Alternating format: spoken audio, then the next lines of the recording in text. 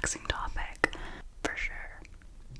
But it is definitely an important one and a relevant one, as we've been seeing on the news recently, and Russia's recent invasion on the Ukraine. I just want to give a disclaimer that my neighbors upstairs are home, and I've been waiting all day to film this, but I'm not gonna wait anymore. I'll try to edit out anything really noisy, but if you do hear them, my apologies. It's getting really frustrating trying to figure out when I can film and when they are just a little bit too noisy. Yeah, so that's that. Back to the end of the world. It's not funny, and I say that not as a joke, which is scary to think about. But, yeah, it's crazy how in this day and age, a full-blown war is going on, and it's so different now with technology, and I'm not just talking about, like, war technology, but, like, cell phones and social media. The fact that someone like me, who lives in a relatively safe Western country, which I am extremely fortunate. I just want to put that out there, and I know that, and I understand that, and seeing what's happening is just reminding me every day of how fortunate I really am to be living where I am. But it's crazy how, yeah, me living on the other side of the world, to see these intimate moments on what's happening, like personal moments between families, between soldiers saying goodbye to their loved ones, between people racing to flee the city. It's just, like, being on social media, we can see all of that. It's just so different from, and I'm not trying to compare this to previous world wars, but back then, we weren't able to see this side of things, and now we are, so I'm wondering how that is going to change actions and responses and just everything, the whole thing. It's new territory, and it's terrifying, and I'm glad that we're able to see what's going on so that more and more people can help. And I'm going to put some information and resources down in the description of ways that you can get involved or spread awareness and stuff like that. So please check those out if you have the chance. The reason why I'm opening with this discussion is because I am taking a Canadian literature class right now, and it is all about reconciliation in Canada. And we were assigned this novel to read over the reading break, which a lot of us are upset about because it's over 400 pages long, and we also have like millions of other things to do for millions of other classes. But basically, this discusses the Ukraine internment in Canada, and I'm gonna seem super ignorant and maybe a little bit stupid. I didn't know about Ukrainian internment in Canada. This is the first that I've heard of it, and I am a Canadian citizen. And I like to acknowledge how Canada is not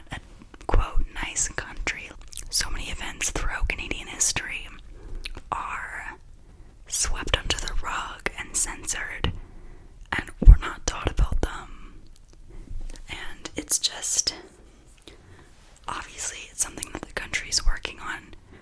Educational institutions are working on fixing that problem, because it is a problem.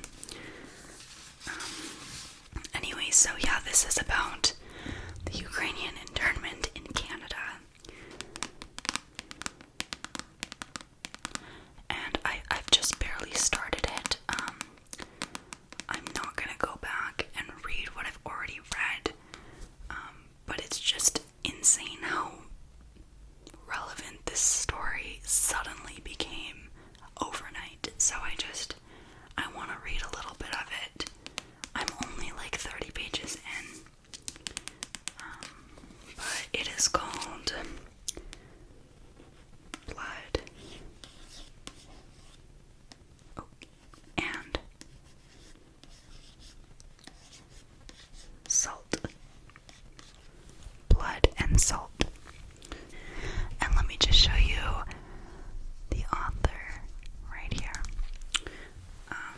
Now there are names in this book that are obviously Ukrainian, and I don't know how to pronounce them. I'm going to do my best for the reading aspect, but please correct me if I'm wrong.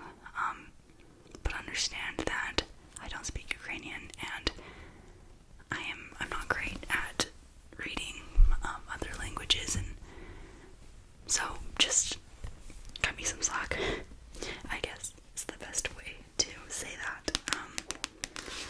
And it's so funny, I'm just realizing that my professor actually has a comment on the back of this book, like a review, which I never noticed before. Okay, so I'm gonna read the back real quick. What have I done wrong? Why am I here? During World War I, Canada imprisoned over 8,000 people in internment camps from British Columbia to Nova Scotia. Most of them were Ukrainian immigrants. These camps have been called Canada's Gulag. Blood and Salt, set in Banff National Park, imagines the story of one of them. Tara Skalina sits turned to the window, nothing to see but his reflection, ashy skin, tangled black hair, eyes staring into the dark, a see-through man. He's traveling west to a place he's never heard of. He doesn't understand how he came to lose his freedom. He came to Canada to be with his sweetheart, Aaliyah. Now he doesn't know if he'll ever find her, or even if he'll ever be free.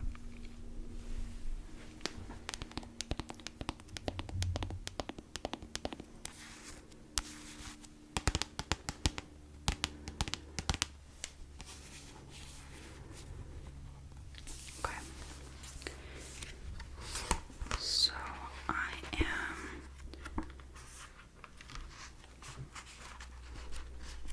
about 30 pages in, so I'm just gonna find a natural break to start.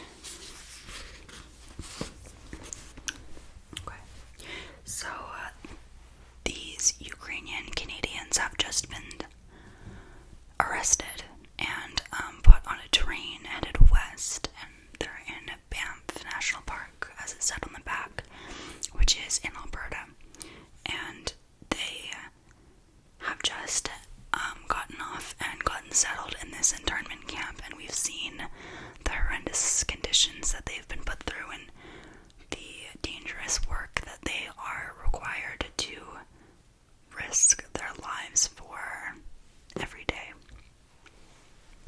So our protagonist is named Taras. Taras sits on his blanket and writes a letter. It's the middle of October, but it feels more like December. The guards brought them in from the work site early. Too cold for the men to work, they told the commandant. Sure, maybe they felt some concern for the men, but probably a lot more for themselves. But as Yuri, I'm definitely saying that wrong. I'm gonna call him Yuri. But I don't think that's what it is.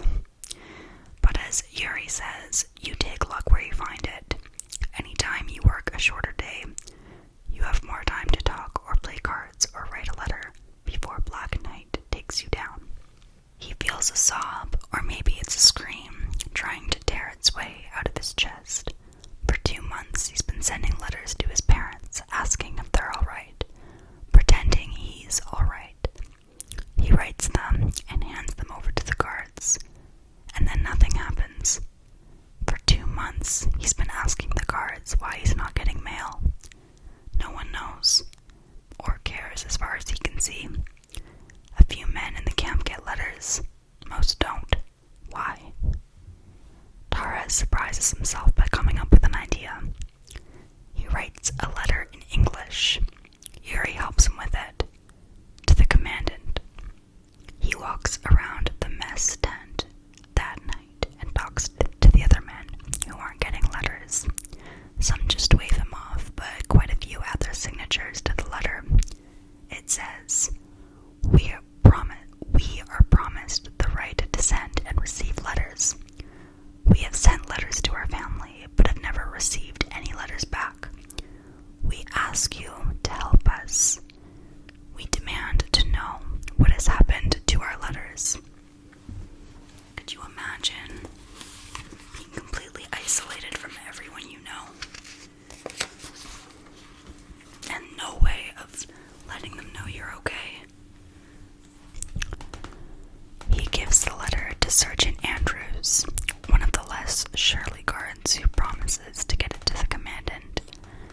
The days drag on until a week goes by, then a second. He thinks Andrew is avoiding him, talks to him again. I passed your letter on, Andrew says. His aide told me you'll hear soon. The first day of November, Taurus joins the evening lineup for the mess tent. A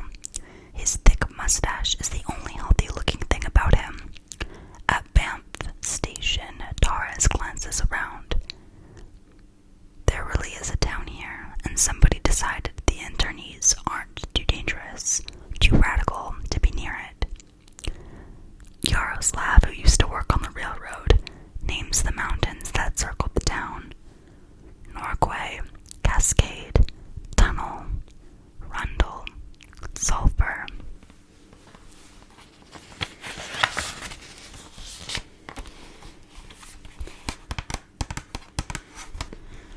Used to work at Castle Mountain, the men tried to remember who they used to be, where they lived, where they worked, what they ate, who loved them.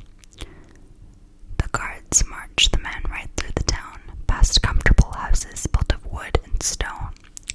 Many have front porches where a man could sit after a day's work. It must be a fine thing to live in one of these houses.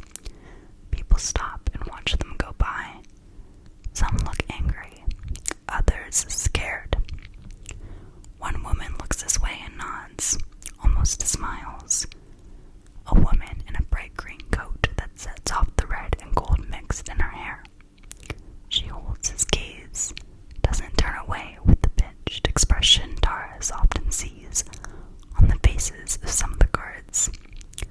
After 3 months in the camp, 3 months of being foreign scum, it brings tears to his eyes.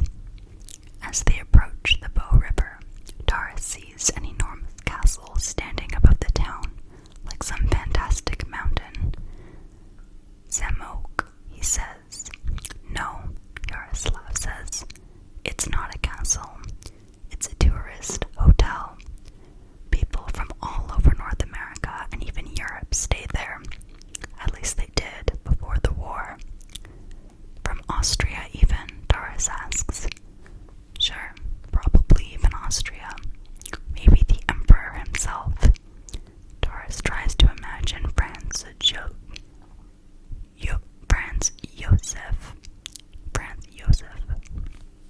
I don't know. I think that's close. Coming to this place. Leaving the castles you own to visit a make-believe castle in Canada. Well, what could be nicer? Despite this bitter thought, something about the town feels good. Or maybe just different. A place where there are people who are neither prisoners nor guards. But he finds as they cross the bridge that his pace quickens. Yaroslav gives him a puzzled look.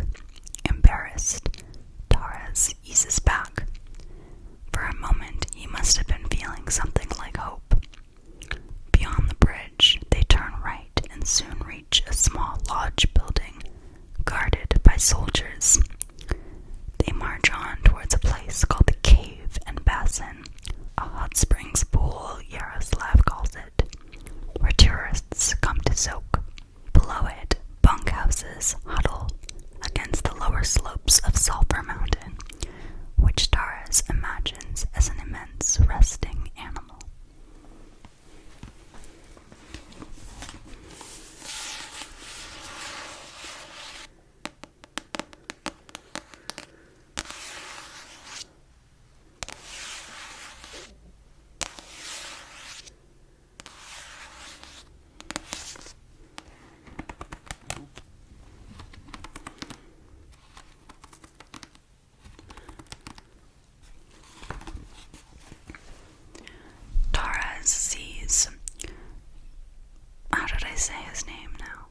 Taurus sees Yuri and Ihor close by, and when the guards aren't looking, he moves through the mass of men to join them, leaving Yaroslav once again to fend for himself.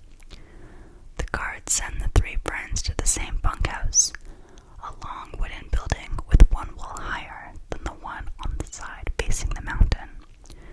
A row of small windows near the top lets in light.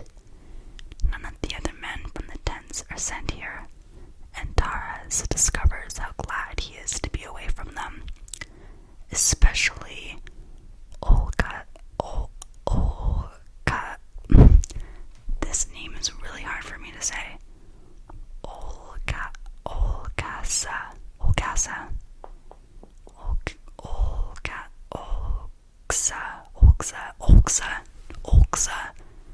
Is that Ukrainian? Does that sound remotely possible? Olga. Okay. None of the other are sent here, and Taras discovers how glad he is to be away from them, especially Oaks. Okay, you know what? You know what I'm talking about. Olxa, especially Olxa and Scarman. Yuri smiles, Ihor winks, and Taras feels a bubble of laughter in his belly. A bubble of laughter in his belly. The building has 3 stoves in a row down its center. Taras and his friends find bunks close together near the middle stove. Maybe things will be better. Supper is no better. Chunks of cabbage with a little meat, bleached-looking carrots, which have somehow been jarred as well as boiled. Taras can't look at them if he wants to eat anything. Afterwards, the men turn in early. Although no one's worked today, there's a different kind of exhaustion. The realization that you can never let your guard down.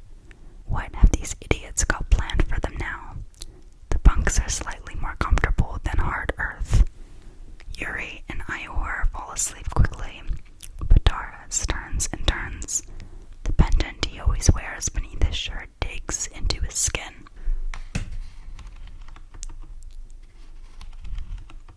A man with stringy yellow hair and red pimples on his neck walks by.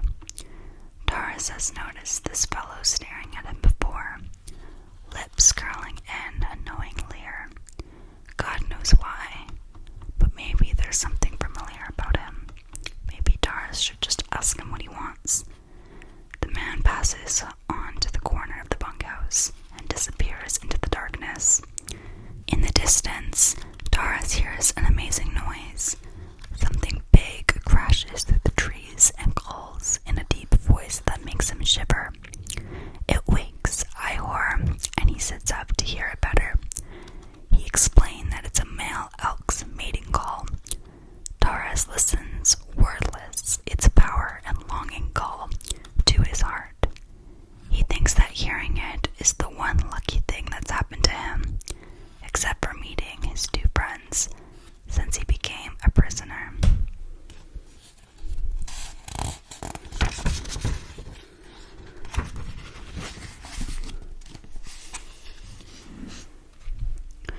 In his old village, a man called Yarima played the sopikla, a handmade wooden flute. He played old songs, but also made up his own. They sounded like the birds that flew above the village, or wind in the forest. The elk's voice brings it all back. He sees that all places have their own songs. With a rush of pain, he remembers the village, the beauty and joy he'd known there, and never needed to name. The elk's call is the mountain's night music. At first, the bunkhouse is better than the tent camp. For a time, it's quite warm. Everyone gets new overalls and woolen mitts. In the daytime, they work on many jobs, clearing brush from the town's recreation grounds, building a bridge over the nearby Spray River, or sometimes just shoveling snow off the Banff streets. Then the real cold comes.